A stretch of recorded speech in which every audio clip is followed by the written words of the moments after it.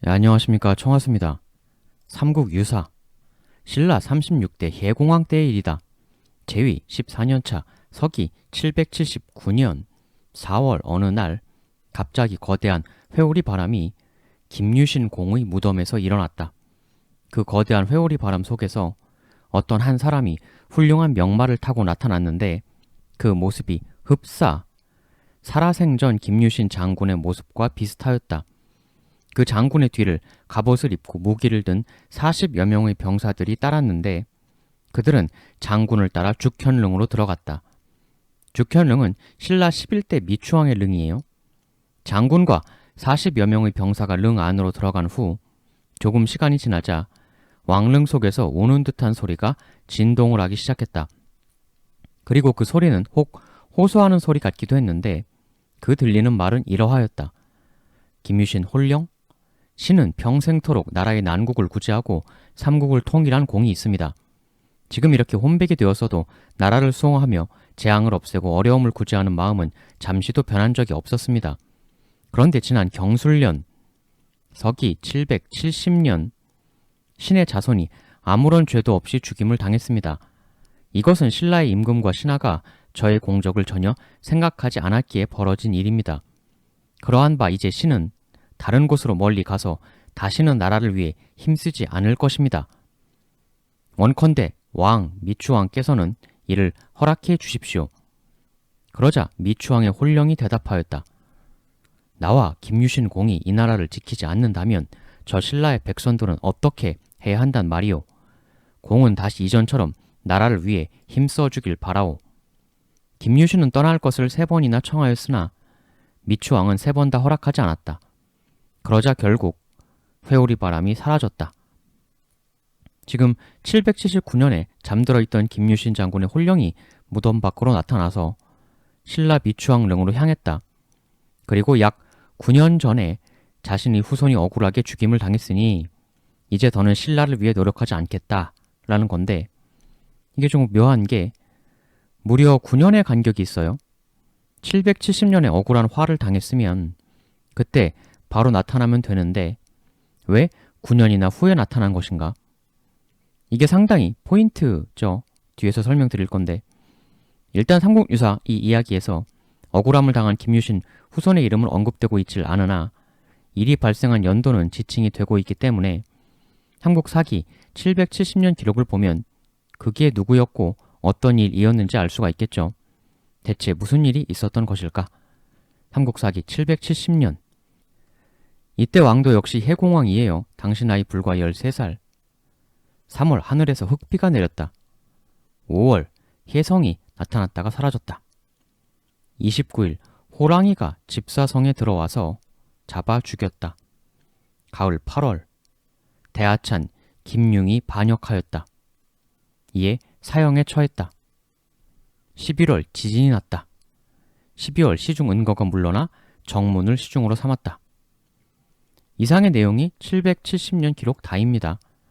따라서 8월에 반란을 일으켰다가 처형당했다는 대하찬 김융, 이 인물이 아마도 아까 김유신 홀령이 언급한 억울하게 죽임을 당한 후손으로 보이죠.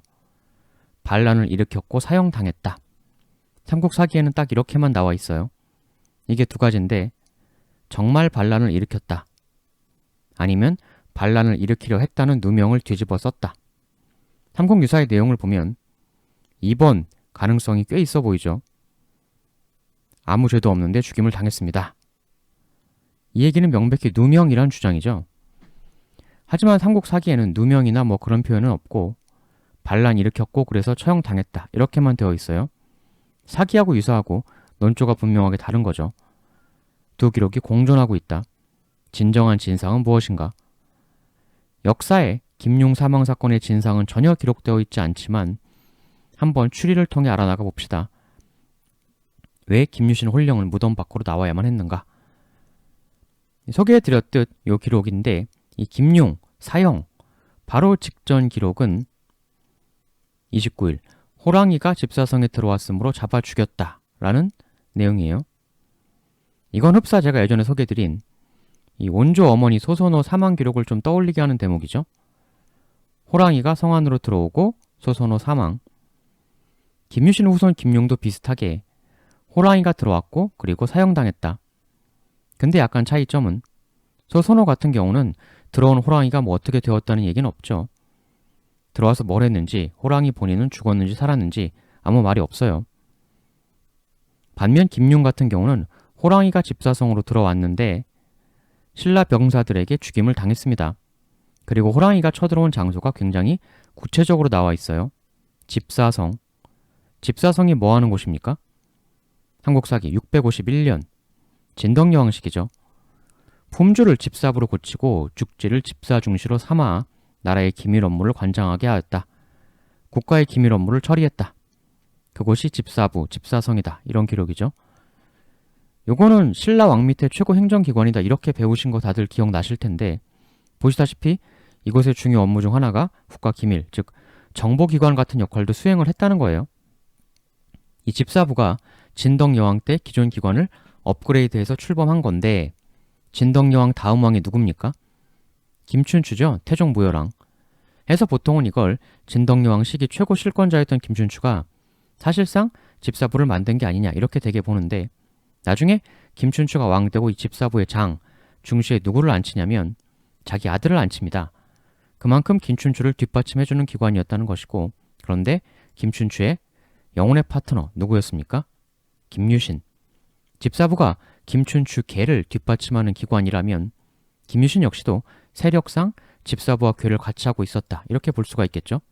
근데 단순히 궤를 같이 하는 것을 넘어서 여기 기밀 업무, 정보기관 역할도 포괄했다라고 나오니까 김유신이 집사부 창설에 꽤 현업적으로도 깊이 관여했을 수 있어요. 왜냐하면 이거는 역사를 조금이라도 아시는 분들은 다 아시는 내용인데 실제로 김유신이라는 명장이 가장 뛰어났던 분야가 뭐냐면 바로 첩보전입니다. 정보전 능력이 매우 탁월했어요. 특히 상대편의 기밀을 찾아내는 능력, 즉 상대 정보를 파악해내는 능력이 매우 탁월했습니다. 신라로 잠입한 고구려 첩자 백석을 제거한 이야기가 삼국유사에 실려있고 백제 장수 은상하고 승부를 벌일 때는 은상이 첩자를 보낼 것을 미리 알아내 정확히 예측한 후 거기다가 오히려 역정보를 흘려서 승리를 거둔 기록이 삼국사기에 또 남아 있습니다.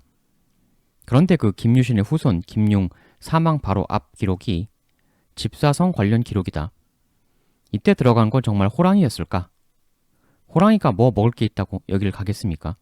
여기가 무슨 사슴농장도 아니고 당연히 사람이었을 거고 사람이 무슨 작업을 시도했다. 그러면 집사성이 기밀 정보를 다루는 정보기관이기도 하니 이 호랑이는 무언가에 기밀 정보에 접근했던 첩자, 그 첩자를 발견해서 죽였다. 이런 의미인가?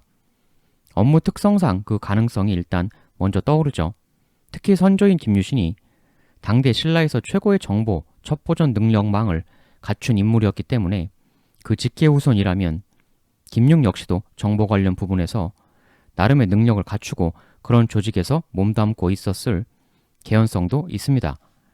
만일 호랑이가 기밀 정보에 접근한 첩자고 김용도 선조처럼 정보 업무에 일정 정도 선이 닿아 있던 사람이라면 김용이 무언가의 정보를 빼내려고 시도했나? 아니면 그런 시도를 했다고 누명을 뒤집어 쓴 건가? 두 가지 정도가 가능하죠. 그런데 이 호랑이, 김용 사형, 그 다음 기록이 또 묘해요. 12월 시중 은거가 관직에서 물러나 정문을 시중으로 삼았다. 그 다음 기록이 바로 이건데 시중이라는 거는 집사성의 리더, 수장을 얘기하는 거죠. 즉 호랑이 난입, 김용 사망, 그 다음 기록이 집사성 리더가 교체되었다는 기록인 거예요. 이거는 또 왜 교체가 된 겁니까? 왜 교체가 되었는지는 전혀 나와 있질 않죠. 중간에 지진 기록 빼면 이 세 기록이 순차적으로 나오는 거예요. 일단 우리가 알 수 있는 건 호랑이가 집사성에 들어올 때 그리고 김용이 사망할 때 집사부 리더가 은거였다는 것이죠. 김은거인데 그러면 김용의 처형을 추진해서 처리한 것도 은거였나? 김용이 억울한 누명을 만일 썼다고 보면 그게 4개월 뒤 은거의 퇴임에 영향을 끼쳤을 수도 있죠. 가장 순수하게 보면 집사성의 정보가 침탈당하는 일이 일어났다. 호랑이. 그게 김용의 소행이라는 수사 결과가 나왔다. 그런데 그 침탈당한 정보가 몹시도 예민한 정보여서 자세한 수사 결과나 죄상은 공표를 못하고 일단 김용을 처형한 후 반역했어서 처형했다고 정리했다. 그런데 김용을 범인이라고 결론 지은 수사가 잘못되었다라는 게 후일 밝혀져서 은거가 사퇴했다. 라는 가설을 한번 세워볼 수도 있는데 이 가설대로면 그러면 온거가 김용을 범인이라고 한 건 실수로 오류 수사를 한 거냐 아니면 일부러 그런 거냐. 이 은거라는 사람은 시중이 된 시기가요. 삼국사기 768년자 기록. 김용이 처형당하기 2년 전이죠. 7월 대공이 그의 동생과 함께 반란을 일으키고 무리를 모아 33일간 왕궁을 포위하였다. 대공이란 사람이 지금 해공왕에 대한 반란을 일으켰습니다. 이거는 반란 의혹이 아니고 진짜 병력으로 난을 일으킨 거죠. 그리고 해공왕을 무려 33일간이나 포위하였습니다. 이때 해공왕 나이가 불과 11살인데 따라서 엄마인 만월 부인이 섭정하던 시기였고 근데 이 모자가 엄청난 생명의 위기를 맞게 된 거죠. 그런데 왕의 병사가 이들을 토벌하여 평정하고 대공의 구족을 모두 죽였다. 지금 만월 부인 해공왕의 군대가 반격에 성공해서 이들을 격퇴시켰습니다. 근데 포위당했다는 건 엄청나게 열세였다는 이야기인데 어떻게 역전승을 한 건가? 방법은 안에서 성문 열고 뚫고 나와서 격파하는 방법 또 다른 하나는 외부에서 또 다른 구원군이 와줘서 여하튼 이렇게 768년 난을 진압하고 그해 10월 이찬 신유를 상대 등으로 삼고 김은거를 시중으로 삼았다. 대공의 난 바로 직후에 시중이 된 사람이 이 은거이죠. 상대등 신유, 시중 은거 이 두 사람은 아마도 대공 반란 진압에 공이 있던 사람들이었을 개연성이 크죠. 역사의 시기를 조금 앞으로 돌려서 김유신의 사망 후 김유신 후손 가문이 신라에서 어떻게 살아낸가를 보여주는 기록이 있는데 삼국사기 열전 김유신의 적손 김윤중은 성덕대왕 때 벼슬이 대하찬에 이르고 수차례 왕의 은총을 입었다. 성덕왕 33대 왕이고 아까의 해공왕은 36대죠. 그러니까 김유신, 윤중, 김용 이런 순서로 가는 거죠. 그러니까 조금 앞에 지금 일이에요. 그런데 이 김용의 선조인 김윤중이 무슨 일을 겪는가 은총을 입었다곤 하는데 그런데 왕의 친족들이 김윤중을 몹시도 시기하였다. 성덕왕 제위 702년에서 737년 후일 문제 770년 김융 비극 이전에도 이미 김유신의 후손이 당대 신라 귀족들에게 견제를 받았다는 기록이 있는 거죠. 시기 질투를 받았다. 너무 왕의 사랑을 받아서. 조금 더 보면 8월 보름 어느 날 성덕왕이 월성 꼭대기에 올라 경치를 바라보며 신하들과 주연을 베풀고 있었는데 즐기던 와중에 김윤중을 불러오라고 지시하였다. 그러자 어떤 이가 간하였다. 지금 왕의 종친과 인척들 중 좋은 이가 없는 것도 아닌데 어찌하여 굳이 그를 부르십니까? 가까운 사람들을 보다 더 친하게 대우해야 한다는 도리에 맞지가 않습니다. 다들 아시는 것처럼 김유신이 가야계죠. 그러니까 여기서 말하는 이 어떤 사람은 신라 왕을 중심으로 한 그 가까운 인척, 즉 정통 신라계를 더 우선해야지 왜 가야계를 그렇게 자꾸 가까이 하려고 하냐? 그런 얘기예요. 그러자 성덕왕 답하길 지금 과인과 경들이 여기서 이렇게 편하게 먹고 마실 수 있는 것도 모두 김윤중의 조부 김유신 덕이다. 그런데 이제 와서 경, 어떤 사람, 그대의 말대로 그 김유신의 공을 잊어버린다면 훌륭한 일을 훌륭하게 대우하여 그 대우가 자손까지 반드시 이어져야 한다는 도리에 어긋나는 일 아니겠는가? 결국 김윤중을 불러와 연회 자리에 앉게 하고 성덕왕과 김윤중은 조부 김유신의 일생에 대해 이야기를 나누었다.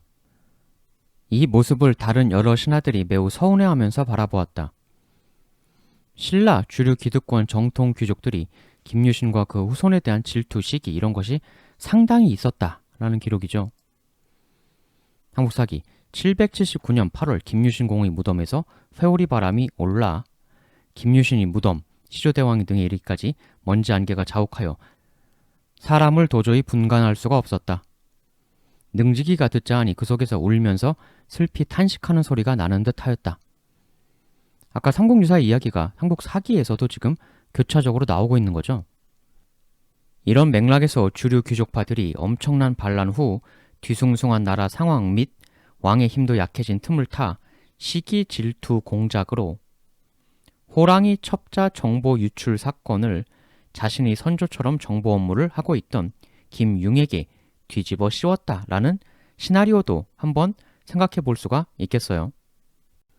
다만 그럼에도 역시 김융도 대단한 가문이기에 무리했던 은거의 김융 수사는 역풍을 맞아 4개월 뒤 은거가 사퇴하고 정문으로 바뀌게 된다.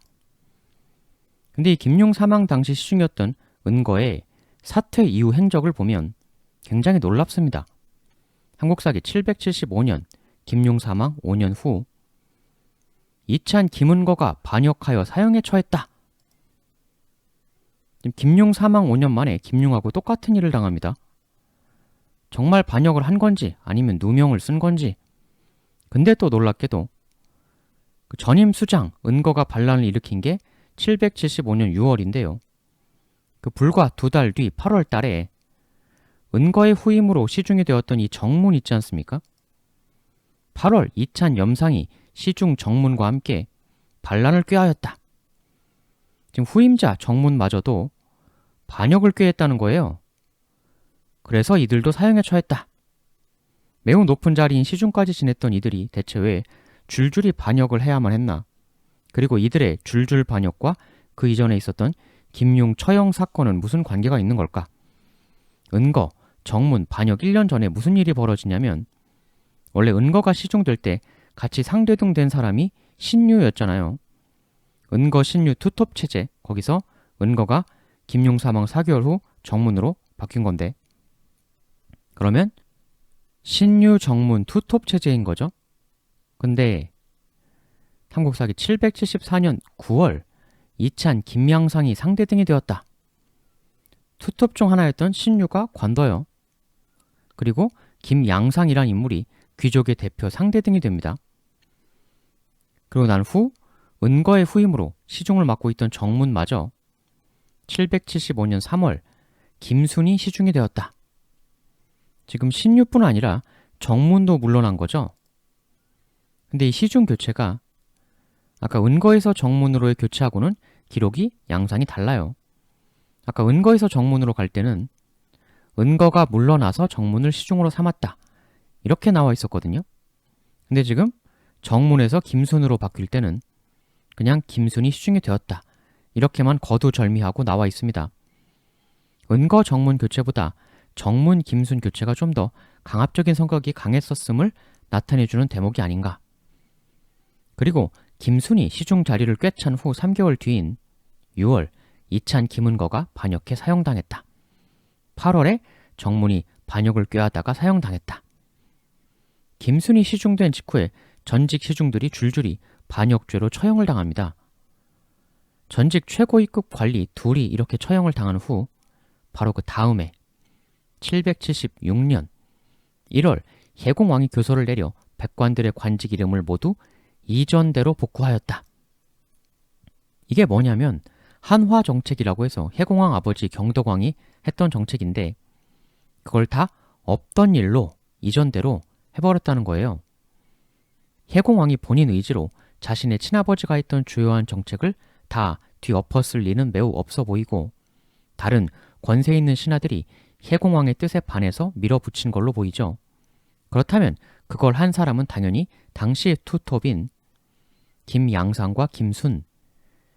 이 바로 몇 달 전에 해공왕이 대반란을 이겨내고 승리하고 임명했던 은거와 그 후임 정문을 사형시켜버리고 바로 이런 도루묵 일을 했다는 것은 해공왕 아버지의 정책을 지지했던 은거 등을 잘라내어 버리는 데 성공하고 해공왕의 손발을 묶어버린 채 김양상과 김순이 해공왕 아버지가 했던 일을 모조리 거꾸로 돌려버리는, 즉 나라를 그 이전으로 되돌려버렸다.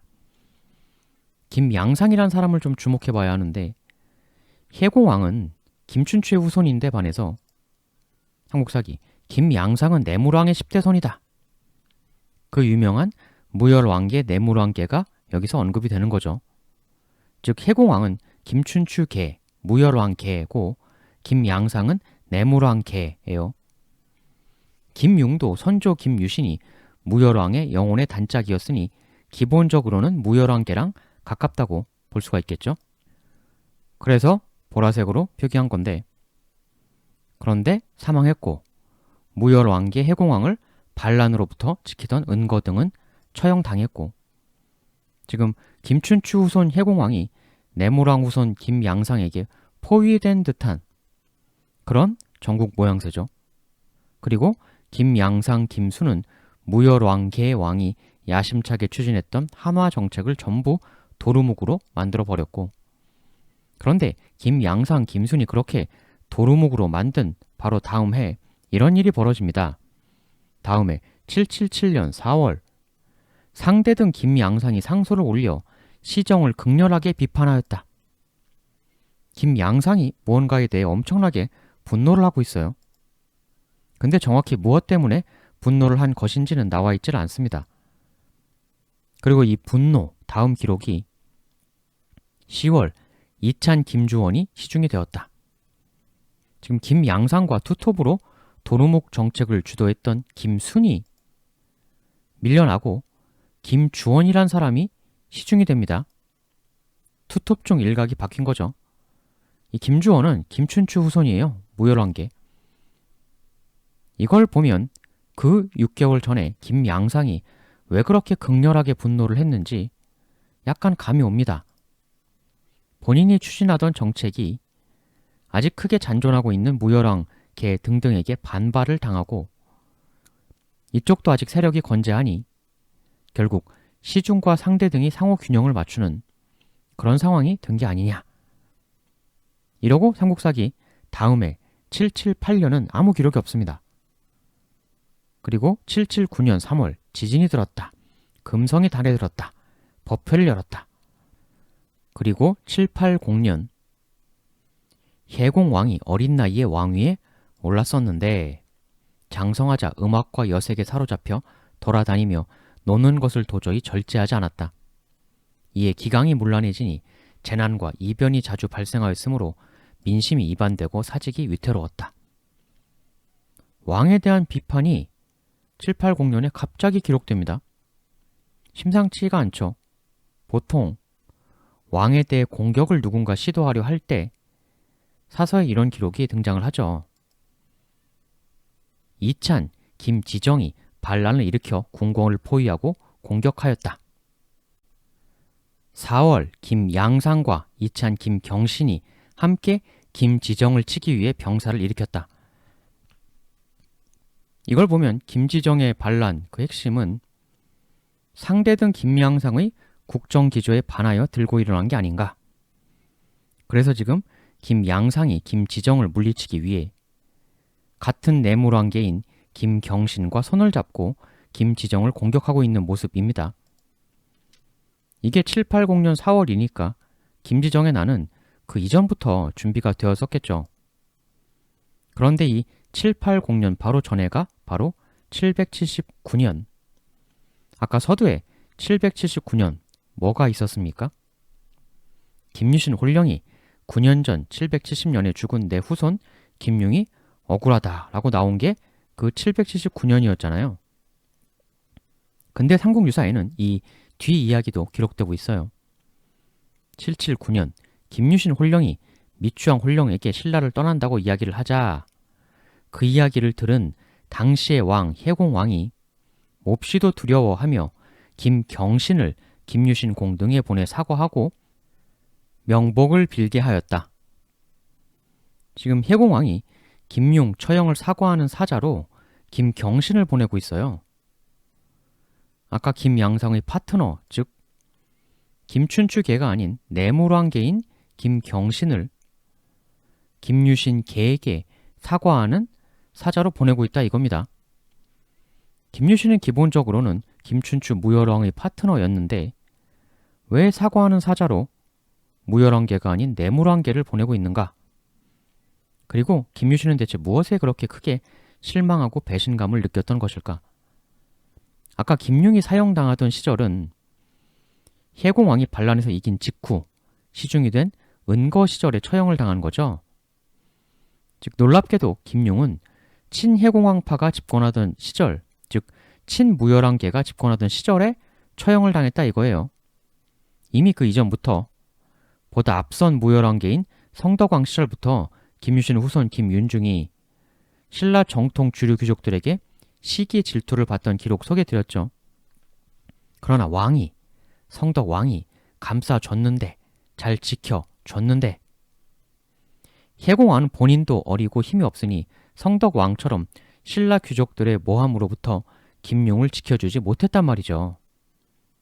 그래서 결국 처형을 당했고, 신라 주류 귀족들이 시샘으로 김유신계가 일시적으로 실각을 한 겁니다. 김유신 홀령, 즉 김유신계의 입장에서는 왕이 왜 지켜주지 못하느냐, 섭정하던 왕의 어머니가 왜 우릴 지켜주지 않는가, 분노가 날 수밖에 없지만 주류 귀족들이 워낙 기승을 떨치니 일단은 억울해도 참는 수밖에 없는데, 지금 신라 주류 귀족들 사이에서도 엄청나게 내분이 이제 난단 말이죠. 김순이 시중되고 은거 정문 처형시키고, 근데 또 김양상이 대분노, 극렬 시정 비판하고 김순이 물러나고 김주원이 시중되고, 혼란스럽죠. 그 와중에 김양상, 김경신 등을 노리는 난이 물밑에서 일어날 조짐이 보이고, 그래서 처형된 지 9년여 만에 김양상, 김경신 일파가 김유신 계에게 손을 내밀었다. 이 혼란과 대란에 우리랑 손잡자. 무열왕괴 왕과 그 어머니가 김유신 후손인 김용을 지켜주지도 못하지 않았는가? 김유신 공에 김춘추 무열왕에 대한 그 엄청난 공과 도움을 저들은 이제 잊은 것이 아니던가? 그러니 이제 우리랑 손 잡읍시다.